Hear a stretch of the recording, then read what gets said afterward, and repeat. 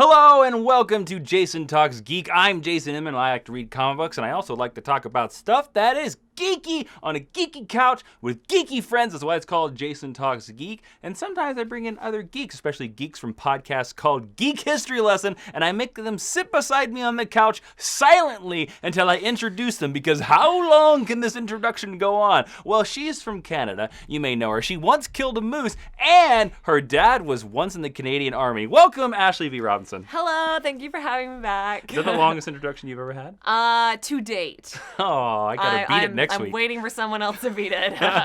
Well, thank you for joining us. Thanks for having me. Always on this beautiful orange couch. Yeah. Look, it looks like we're on a date. The now. orange futon of geekiness. All right, guys, just in case you don't care to listen to anything that we talk about, you can click on any of the stuff down there. It'll jump you to the next topic, and it's all good. Skip ahead. It's whatever you want to listen to. Okay, let's get to our first geek topic, something that I am very, very excited about. Okay. Gambit director Doug Liman. Now, Doug Liman, I don't know if you don't know, he's the director. He's directed Edge of Tomorrow. Also, he started the Bourne Identity, the Bourne trilogy. Oh, I thought he was the guy from House of Cards. No. He has departed the Gambit movie. Just like everyone else.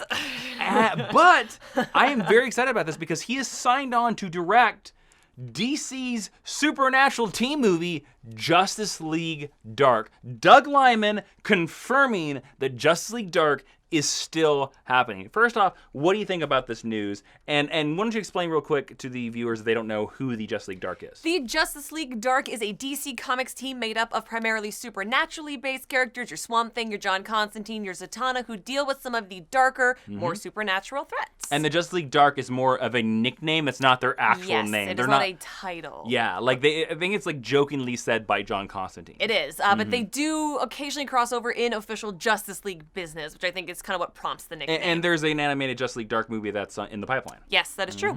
What do you think about this news? Personally, I'm a little bummed that it's not Guillermo del Toro. Yeah, true. We all knew that wasn't going to happen. It was one of those weird things that was kind of talked about for a long time, but I think... Guillermo's in weird... Flux? He's in weird developmental hell directorness right now because he was going to do Pacific Rim 2. He's not doing that. He was going to do Justice League Dark. He's not doing that. So now it's like, what are you doing, Guillermo, besides being an art exhibit at LACMA? Tweeting stuff. I think he would have done a really great job. I think Doug Liman will do a really great job. I'm excited that this is finally confirmed. It's been in the rumor mill forever. It has been in development. Hell forever. I just think it's really cool because I think this could be something that would stand apart from the regular DCU in the way that something like Guardians kind of stands apart from the MCU, obviously with a different tone. And those are some characters that I really love, so I'm very excited to see them take to the big screen. I'm very excited by this because I think Doug Liman is a very capable director. Yes. I think he's very good. He builds franchises. He does build franchises. Edge of Tomorrow is getting a sequel. Yep. I think he knows. What was this? I don't know how the sequel to that's going to work out. Okay, because it's a closed loop, but... Whatever. Live, die, and repeat again. He's a very capable director. Yes. And I think he'll kill it. I think he will do a fine job in Justice League Dark. I have no doubts that this movie will rock now because he's getting it. And it will have some kick-ass action in it, which is something that Bourne, I think, really shaped. Yes. So let's talk about this. Let's move on past. We're both excited for Doug Liman. Of course, we know that you cannot have this movie without John Constantine. It's true. John Constantine is the anchor of the Justice League Dark. And on the TV show, he's played by Matt Ryan in the Arrowverse. Matt Ryan, the awesome TV actor, is going to voice him in the Justice League Dark animated movie. So cool. But we know that they're not going to cast Matt Ryan in the movie. I wish they would. He is like he's so perfect. Yeah, but they won't. No. They won't. They won't do it. So my question to you is, who should play John Constantine in the Justice League Dark movie? So I've thought really long and hard about this because Matt Ryan is such a perfect casting choice, and it's really so tragic that he's not going to transfer to the movies. So let's say he's our number one choice. So we're actually talking about our number two choices. Okay. And then I was trying to think about, Justice League Dark is a really weird franchise. It's not a super popular franchise, so you're going to want an established actor. Yep. You're probably going to want a Brit. and you're probably going to want a blonde, and you're going to want someone who you know you can carry a franchise on. You can get away with the blondness. Sure. Yeah. Sure. Right, you can dye someone's hair. Chris Evans. Yes.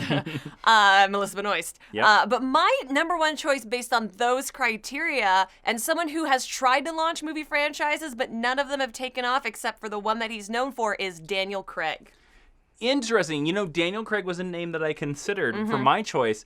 He doesn't necessarily look exactly the way I'd want my Constantine to look, but he didn't look the way I wanted my James Bond to look, and he's my favorite James Bond now. So I think he could really carry it, and he brings a lot of clout, but it's a much older Constantine. Yes. But that might be a great way to separate it from your TV universe. I also think that is probably, that's a very interesting choice, simply for the fact that him established as James Bond could bring a lot of eyeballs over to Justice League Dark that wouldn't normally watch it. And then I cast Ava Green as Zatanna, and you get everyone who loved Casino Royale right in the seats.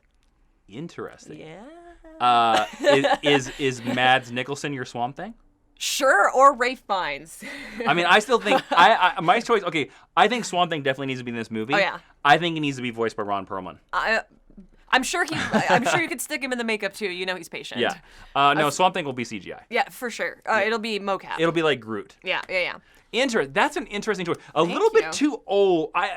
That's a Constantine that's a little bit too old for me, but I still think that that's a very valid choice. But Constantine does age in the comics. For a long time, he aged in real time. So an older He was Constantine, the only real-time aging character, yes. An older Constantine's not unheard of. That's true. So, that's very true. Who's your choice? My choice is kind of the obvious choice, but I really think that he would kill it because I think that he is kind of Constantine in real life. And we've sort of seen him play Constantine characters before. He is a Brit, and that is Colin Farrell. Well, Irish, but close enough. Well, I've seen him bandied about as this choice. I will say that when making this choice, I did originally go against Colin Farrell because, he is the obvious choice. I did consider Ewan McGregor for a while. Interesting. He'd be really interesting choice. Think about Ewan McGregor, train-spotting type, playing Constantine. You can kind of see it, but I kind of think that for me, I couldn't get past his Obi-Wan-ness. It's funny because I almost picked Johnny Lee Miller, who co-stars alongside him in Trainspotting. Interesting. Who is Sherlock on Elementary. Interesting. That's an interesting choice as well. But I went with Colin Farrell, and I think the reason why he is the lead for me is just because he sort of played this character in Bruges. Yeah. For sure. That is sort of a Constantine. It really is. And he killed it. He sort of played the same character in that director's second movie, which I cannot remember, like 16 Scoundrels, 12 Scoundrels, something like that. 7? Something like, I'm forgetting that name because I'm an idiot. But he sort of played kind of the same. Yeah, it's another Constantine analog. So for me, I'm just like, dye his hair. He has enough. Don't. He has enough star clout that I think Warner Bros. Would give this movie to him. Yeah, to be the lead of the franchise. He's proven that he can do the attitude while playing Bullseye or any of this stuff like that. He smokes. And also, here's the other kicker. He's trusted by Warner Brothers because he's one of the leads of Fantastic Beasts. Very true. So he got an in-house actor. That's very He's smart. already in-house. Yeah. Which I think is another plus for him playing it. That's what I would lean towards Colin Farrell. I know he's the obvious choice. Sometimes the obvious choice, though, is the right choice. But he's a great actor. He is. I'm very intrigued by your choice. That would be very intriguing. The only problem, I will say this. I do think that Colin Farrell would sign on for a franchise. I don't think Daniel Craig would sign up for another franchise after Bond. I think he will if he doesn't have to run around and be Mr. Buff guy all the time. Because his number one, if you read the articles, which he doesn't necessarily come off well in, but his number one complaint is he's gotten injured on every Bond movie. Oh, got it. And he's like, look, I'm almost 50. Like, I'm kind of sick of this. So if I can be lazy, I'm in. Yeah, exactly like that. All right, cool. So let's move on to the next topic. There's a little show out there called The Flash. Tiny little show. Indie show. Little show out there called Green Arrow. Yeah. Green Arrow's entering its 5th season. Flash is entering. Can you believe it's 5 seasons? Yeah. That's crazy. I'm so glad that show has lasted 5 seasons. I remember watching the pilot to Arrow when it aired and being like, oh, please let the show last. Okay, so they finally revealed who is playing the villains, or who are the villains for the Flash Season 3 and the Flash Season 5. There's been a lot of rumors out there, but the executive producer finally confirmed it. All right. So the Flash for Season 3 will be facing Rival, a Jay Garrick villain. It's kind of the black analog evil Jay Garrick. And the reason why I say black is because he's solid black. He's like a silhouette. That is the person that has been in all the Wally West pictures. Yeah. That is Rival. And on Arrow, an interesting choice, Arrow will be facing Prometheus, a JLA Grant Morrison vote. Now, executive producer Wendy Merkel said, for Arrow, he's not going to have magic, no power, excuse me. He has a very personal grudge and an axe to grind with Oliver, and he's going to come at him in a really interesting and sociopathic kind of way. Now, she also talked about the show in terms of Flashpoint, because if we know in the Flash, he reset the timeline. She said that this is how Arrow is going to be affected. Okay. She said Flashpoint provides an interesting jumping off point for all the shows this year, in that we have this reset button available to us if we want it. We've landed on a few things, but the door is wide open, and that's the fun part. You can play with it in whatever shape or form you want to, and I think in some ways it will be a small effect on Arrow, and in some ways it will be a big effect. Now, so I'm not telling you. I'm not telling you. So some things are going to be major and some things are going to be small. Yeah. Okay.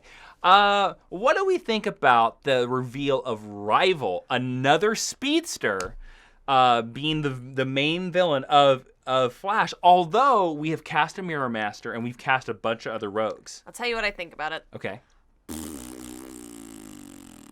I think having another speedster is a really... What was that again?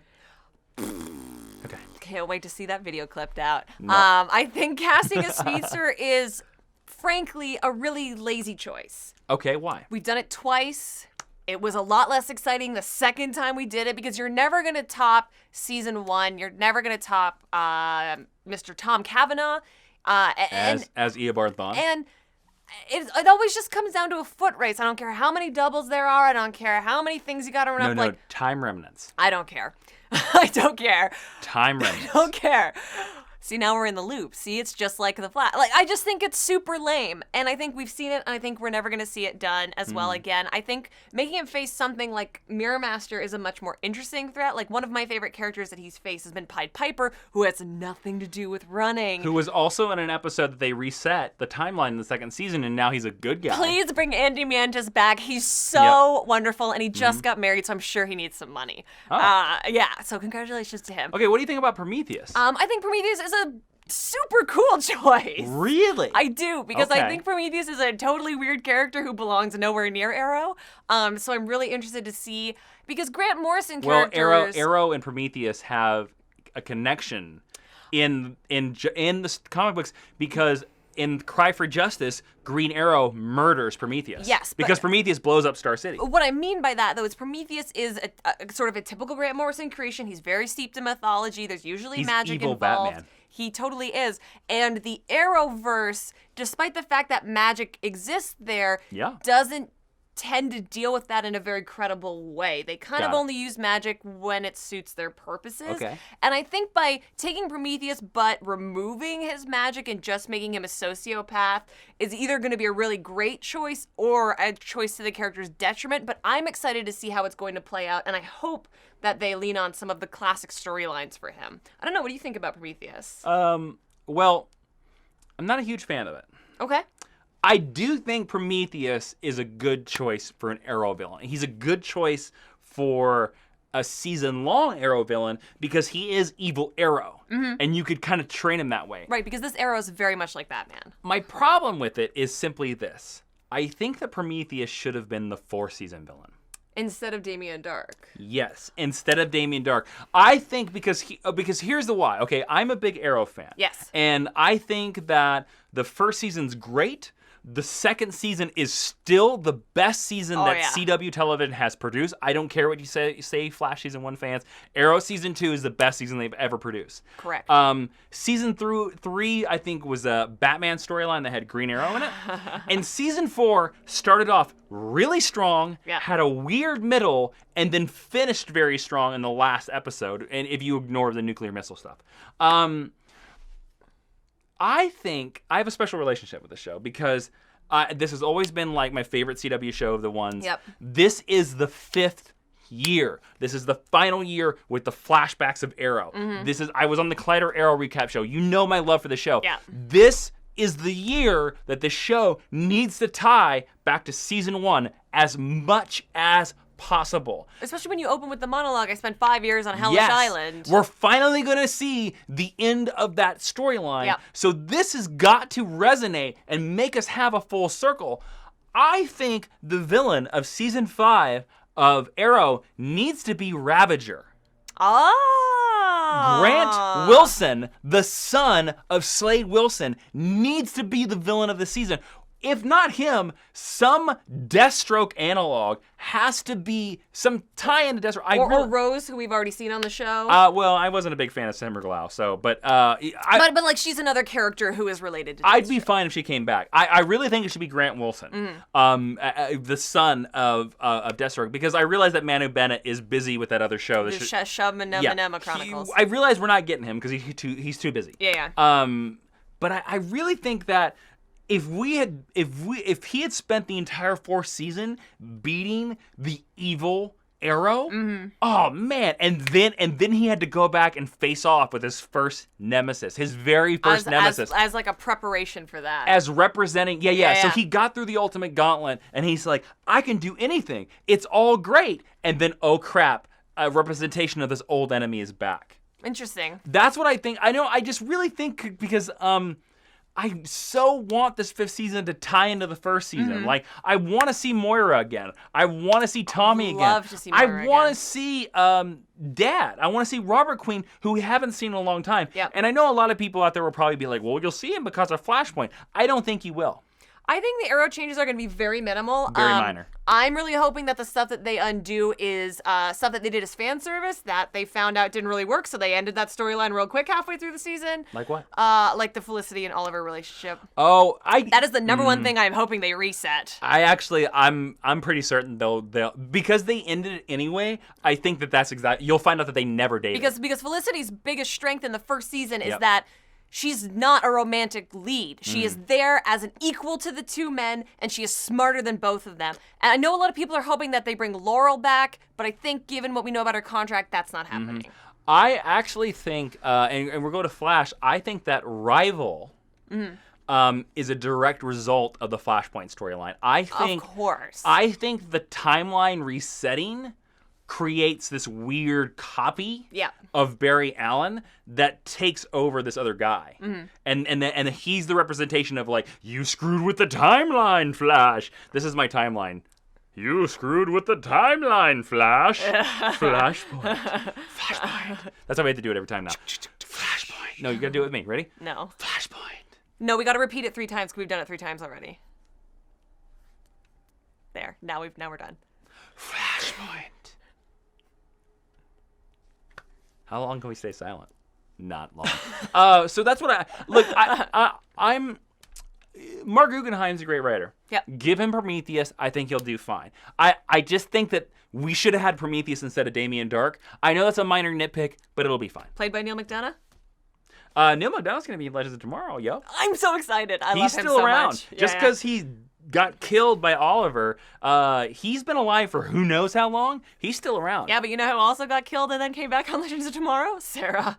So. No, Sarah came back on Arrow. Well, but I mean, Sarah came back and she's leading Legends of Tomorrow. Yeah. Like, it's just like comic books. Death doesn't matter. Death doesn't matter. That's right. But you know what does matter? What? Patreon.com/Jawiin. That's where you can support Jason Talks Geek, Geek History Lesson. You can get an extra podcast. But the most important reason to support us over on Patreon.com/Jawiin is because you know about our supplemental show, Jason Talks More. That's where we spend 10 minutes talking about an extra topic. And if you go to Patreon.com/Jawiin, there is a perk that lets you see our Jason Talks More early. You can be one of the cool kids. You get that early, and you also get an extra Patreon-exclusive podcast called Geek History Lesson Extra. So head on over there. Lots of cool stuff, and thank you for all the support over there on Patreon. Guys, we're going to move on into Super Questions. That's where you guys ask us questions on Twitter at Jawiin, Jawiin, or with the hashtag Jason Talks Geek. By the way, not many people use that hashtag. It's on screen the entire time. Please use that question, the hashtag, well, because it just makes it easier for me to search. It does.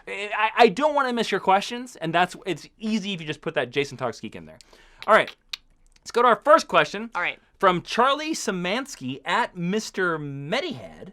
He says, I have Marvel Unlimited for a year. I've read everything in the Ultimate Universe. Where do I jump into the real universe? And by that, he means the real Marvel Universe. By the way, 616. Marvel Unlimited, great app. Great. I like that. Totally worth the price of admission. It's like Netflix for Marvel. Yeah. It's really cool. I'm impressed and also sorry that you read all of the Ultimate stuff. I'm very happy that he read the very first 75%. That last 25%, with the exception of Miles, is pretty terrible. Yeah. So what do you think? I have a couple choices. What do you think? If he wants to try the real Marvel Universe, jumping on points. A really easy jumping on point is go and read Spider-Verse, because Miles is heavily involved in Spider-Verse, and then you can read basically Miles' transition into the 616. It'll let you follow a familiar character that you know. Other than that, go back to when it was just Marvel Now from 2013. Mm-hmm. That was when Marvel did their last hard reboot, although I think they might be coming up on another one. And that is a really great place. You can pick up any of the books that start there, any characters that you like. You don't need to know anything. And it's a really, really easy way to jump on to a bunch of characters that you are not as familiar with in that continuity. What do you have?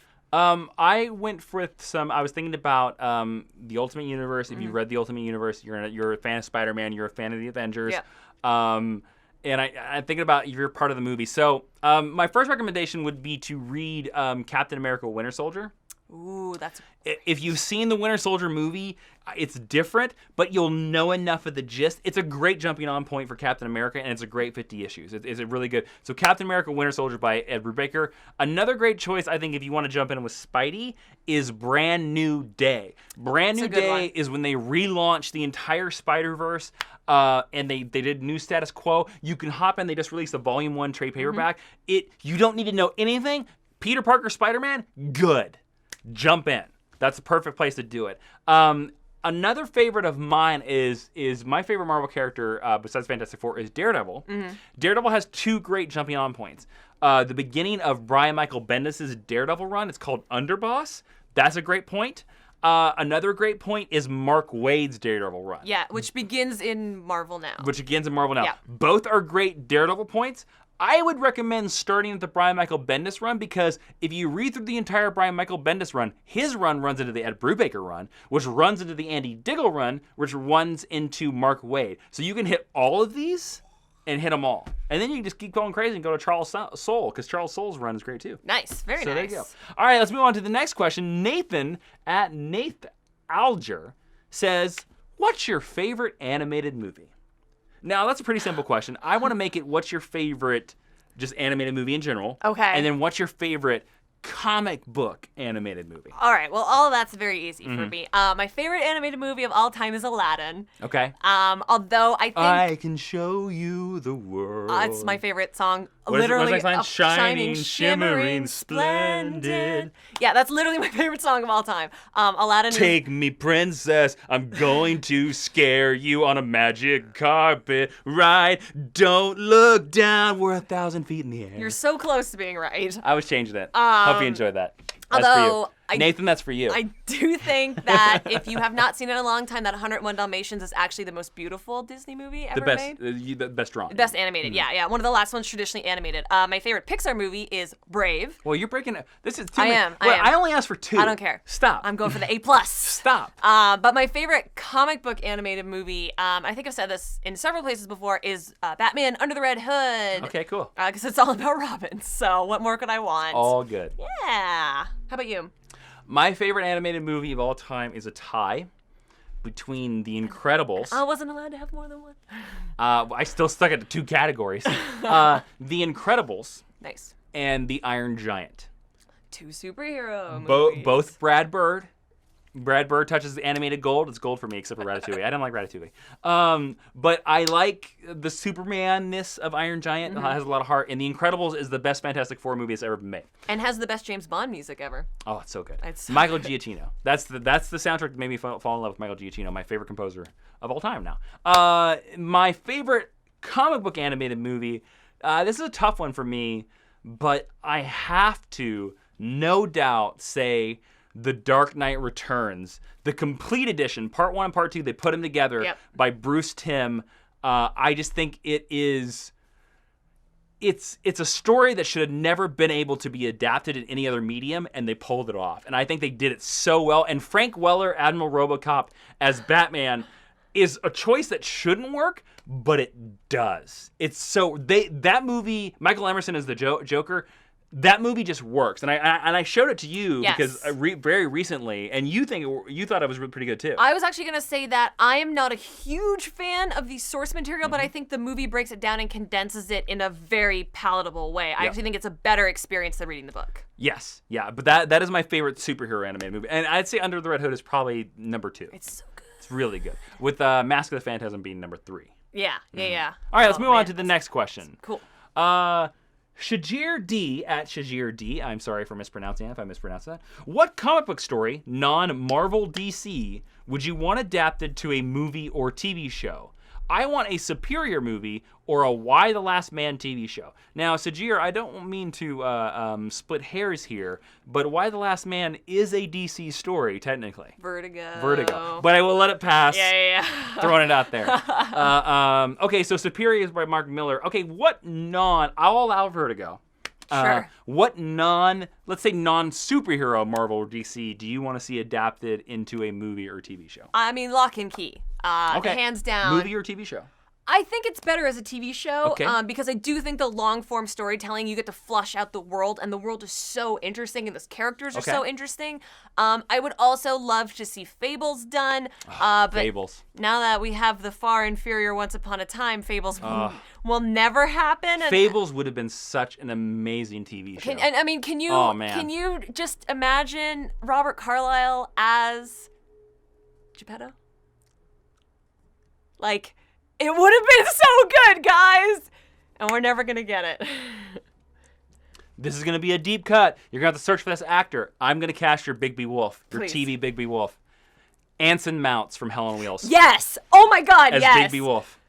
Yep. You want to go even further? Here we go. Eva Green, Snow White. I was thinking that. Yep. Yeah. Man, we just cast, that would be so damn amazing. It would be like the greatest TV show of all time. You want to go even further? Aaron Paul as Jack. Yes! Oh my God! He just shaved his beard. Yep. I mean, just dead on.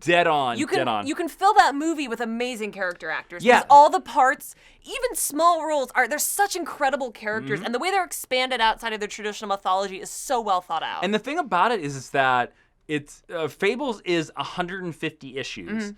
You could literally take each issue and make it an episode. Yeah, you could have like a 10-season TV show right there. Yeah. Fables. So Fables. You know, my choice is a little bit off. Well, not really a bit, but is more interesting. I would choose for my choice an animated TV show, half hour for Adult Swim. Okay. But my choice is Invincible.